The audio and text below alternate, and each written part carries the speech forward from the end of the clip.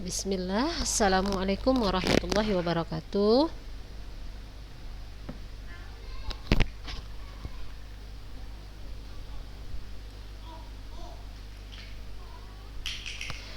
Alhamdulillah, wassalatu wassalamu ala rasulillahi amma ba'du. Apa kabar anak-anak ustazah? Alhamdulillah. Yang lain apa kabar? Cobalah, hidupkan dulu speakernya, nggak apa-apa. Hidupkan aja speakernya kak, nggak apa-apa. Masya Allah, tabarakallah. Hidupkan aja speakernya kak, nggak apa-apa. Biar enak kalau ustazah tanya, saya jawab ya kan. Alhamdulillah. Baik kakak-kakak, eh untuk pelajaran prakarya, selanjutnya kita masuk ke bab budidaya ya kak. Nah kali ini kita akan mempelajari tentang budidaya tanaman obat, ya. Budidaya tanaman obat. Nah kita nanti akan mempelajari jenis-jenis tanaman obat, apa saja ya kan, ada sarana produksinya. Di dalam sarana produksi itu ada bahan dan alat, terus tahapan budidaya tanaman obat mulai dari pembibitan sampai pasca panen. Nah ini yang akan kita pelajari. Nah anak-anak ustazah, di semester yang lalu kita juga sudah pernah belajar tentang kegiatan budidaya. Kalau semester yang lalu kita budidaya tanaman sayuran ya kak ya, betul apa enggak?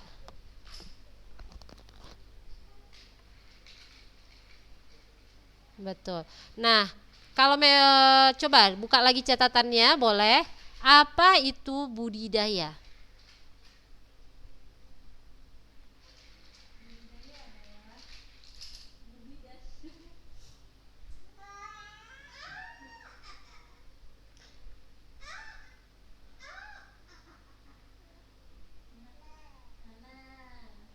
Apa itu budidaya kakak-kakak? Merefresh ingatan kita lagi. Coba siapa yang bisa? Apa kak?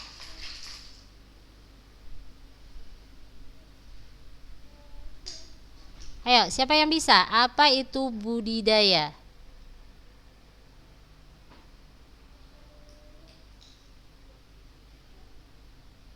Ayo, buka lagi catatannya ayo. Kalau nggak ada berarti nggak mencatat ya, ketahuan. Iya, bisa. Budidaya itu boleh bilang dikatakan memelihara atau merawat. Nah, yang lain apa lagi?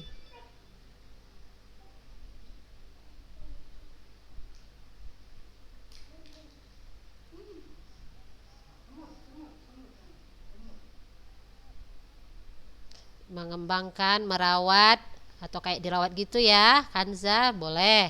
Yang lain siapa lagi? Berarti nggak punya catatan ini. Baik, budidaya itu adalah suatu kegiatan yang mendatangkan hasil, ya, atau kata lainnya, budidaya itu bisa dibilang merawat atau memelihara. Nah, kalau anti berbudidaya sayur-sayuran, maka hasil yang didapat adalah berupa apa? Apa hasilnya kalau kita berbudidaya sayuran?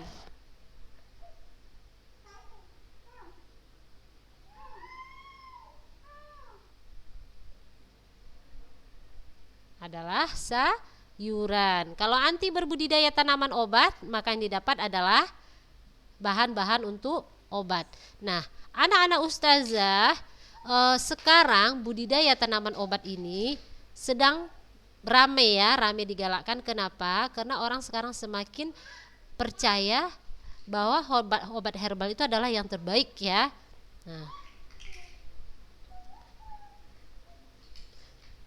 Nah, ada istilahnya apotek hidup ya, atau tanaman obat keluarga, toga ya istilahnya. Jadi di dalam di rumah itu ada satu bagian dari halamannya yang ditanam di situ jenis-jenis tanaman obat. Ada kumis kucing misalnya, ada sirih, ada jahe merah, ada rimpang-rimpang yang lain. Nah, itu disebut dengan apotek hidup atau tanaman obat keluarga. Ntar ya, Kak. Nah, ya. Nah,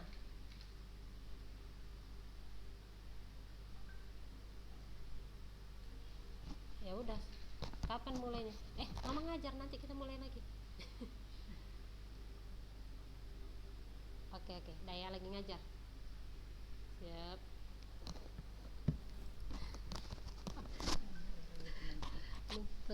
Lupa.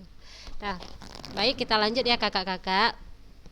Jadi ada sekitar 30.000 spesies tumbuhan di Indonesia ini yang bisa dijadikan tumbuhan obat.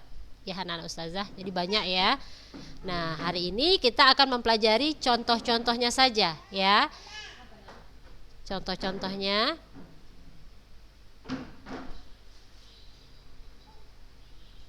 Contoh-contoh jenis tanaman obat. Nah, ini dia. Kalau dari rimpang ada namanya kunyit jahe, ya anak-anak ustazah. Jadi kunyit jahe itu tidak hanya termasuk ke bumbu dapur, ternyata bisa menjadi tanaman obat ya, menjadi tanaman obat. Terus dari daunnya ada daun katuk, ada daun sirih. Kalau buah ya, contohnya ada jeruk nipis, buah mengkudu, dan lain sebagainya. Kalau bunga ada rosella, ada mahkota dewa. Nah, kalau akar ada akar wangi, pasak bumi. Kalau dari batangnya ada kayu manis, brotowali. Kalau dari biji ada lada, ada jintan. Nah, ini cuma contoh, dan sebagian dari contoh-contoh ini anak-anak ustazah ini adalah bumbu dapur.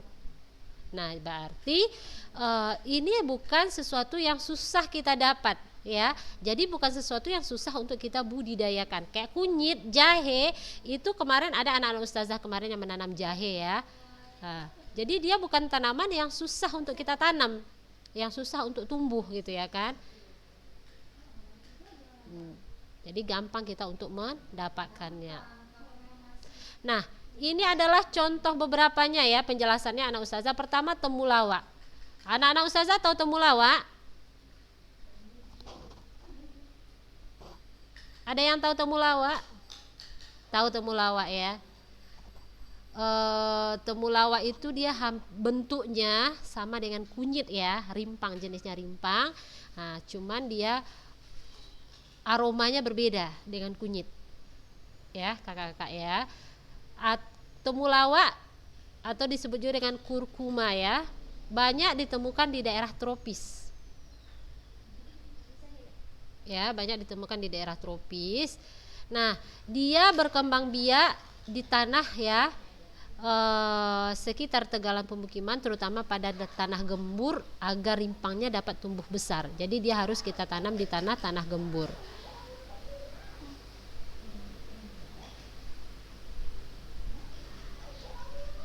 Ustazah Rizka dari tadi sering kali kayak gini. Iya. Iya ya.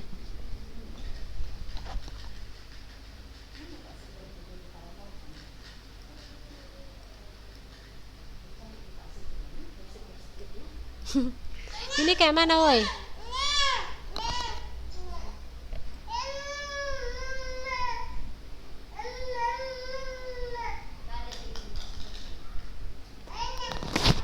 Tunggu dulu, geser kan ini dulu. Kayak mana ini? Nggak bisa kan? Ntar lagi kalau oh ya. Ya, anak-anak ustazah mohon maaf gangguan jaringan, maklum ya. Baik, temulawak. Nah, untuk temulawak ini sudah lama ya dijadikan sebagai ramuan obat ya oleh masyarakat Indonesia. Dia mempunyai aroma yang khas ya, aroma yang khas. Dia berbau tajam dan dagingnya berwarna kekuningan, tapi tidak sekuning kunyit biasanya ya, tidak sekuning kunyit. Nah, temulawak ini dapat digunakan untuk mengobati penyakit MAH ya, bisa untuk sembelit, sariawan, cacar air, asma, juga bisa penambah nafsu makan ya. Nah, itu temulawak. Nah, yang kedua contohnya adalah jeruk nipis ya. Jeruk nipis ya, termasuk tumbuhan perdu yang banyak memiliki dahanan ranting ya. Nah, tanaman tumbuh jeruk nipis ini anak-anak ustazah, dia tumbuh di daerah ketinggian ya. Nah, bagian yang kita manfaatkan dari jeruk nipis ini adalah bagian isinya ya, buahnya. Nanti rasanya asam memang.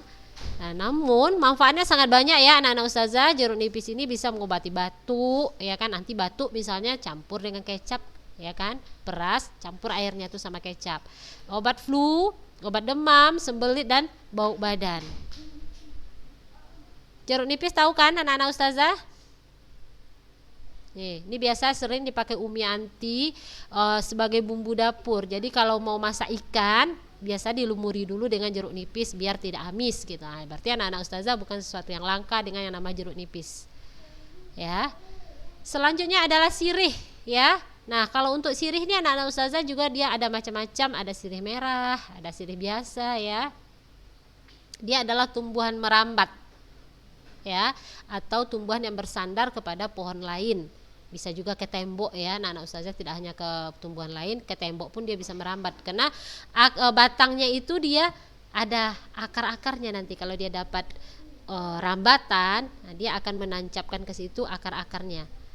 Jadi lengket akarnya ke tempat dia bersandar itu. Nah, si sirih ini dia suka ditumbuh di tempat yang penuh cahaya mataharinya. Ya, jadi dia banyak tumbuh di dataran tinggi. Nah, biasanya anak-anak ustazah dia banyak digunakan sebagai penghilang bau mulut, sebagai sakit gigi, keputihan. Ya, dia banyak diolah sebagai antiseptik ya anak-anak ustazah si sirih ini. Kalau sirih tahu? Tahu ya. Kalau sekarang iya. Kalau sekarang ini anak-anak ustazah orang sudah banyak ya berbudidaya tanaman-tanaman obat herbal ini. Jadi kita sudah tidak langka lagi walaupun kita di dalam kota. Nah, kita pun banyak menjumpainya. Nah, kalau di Sumatera Utara ini daun sirih ini dipakai untuk kelengkapan orang ini. Apa namanya? Hah? Bukannya dimakan itu. Nyirih ya, nyirih namanya. Kalau istilah Jawanya nginang gitu ya kan. Kalau bahasa Jawanya nginang. Kalau di Sumatera Utara nyirih ya kan.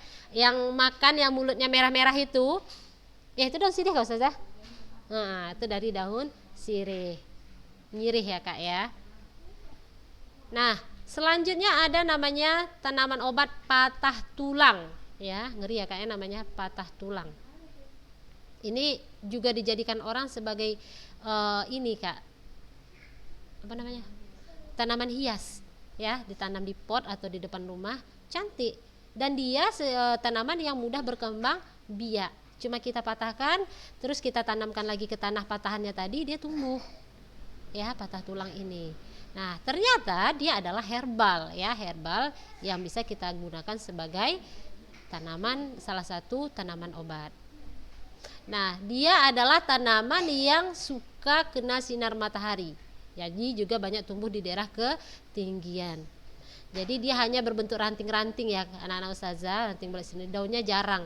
Kalaupun ada kecil-kecil gitu kan, dan itu terletak di ujung-ujung ranting. Jadi cuma ranting-ranting aja, makanya dibilang patah tulang. Jadi kayak tulang-tulang gitu aja ya. Nah, banyak digunakan sebagai tanaman pagar ya, tanaman hias atau tumbuh liar juga. Nah, dia tanaman patah tulang ini kalau dibakar dia dapat mengusir nyamuk ya. Jadi kalau anak-anak ustazah sekarang di rumahnya ada, nah ini kalau kita bakar dia bisa jadi pengusir nyamuk. Nah, getahnya bisa dipakai sebagai obat gigi, obat sakit gigi ya, tapi jangan sampai kena mata karena getah ini sangat tajam ya, dia bisa menyebabkan kebutaan. Jadi kalau di rumah atau pernah menjumpai tanaman ini, hati-hati jangan sampai kena ke mata. Walaupun dia mempunyai khasiat yang banyak, ternyata dia juga sangat menakutkan. Jadi jangan sampai getah itu kena mata ya. Nah, itu tadi contoh-contohnya ya. Nah, dan masih banyak yang lain. Sekarang kita masuk ke sarana produksi dan tahapan budidaya tanaman obat. Nah, anak-anak ustazah, di dalam kegiatan produksi di semester yang lalu kita juga mempelajari di dalam kegiatan produksi. Nah, sarananya itu ada yang namanya bahan dan alat ya, anak-anak ustazah. Nah, sarananya ada namanya alat, bahan dan alat. Nah, apa saja yang termasuk bahan di dalam kegiatan budidaya tanaman obat? Ya, yang sudah pasti adalah benih atau bibit tanaman obat. Ya, anak-anak ustazah ini mau berbudidaya tanaman obat. Jadi janganlah anak-anak ustazah membeli bibit tanaman hias. Ya, bunga mawar atau apa, tapi belilah bibit yang memang bisa jadi tanaman obat. Nah, dengan catatan ya anak-anak ustazah, ada kalanya tanaman obat ini bisa menjadi tanaman hias. Namun tidak semua tanaman hias bisa menjadi tanaman obat. Apa itu benih atau bibit? Yaitu cikal bakal tanaman, ya. Nah, dan ini harus kita perhatikan.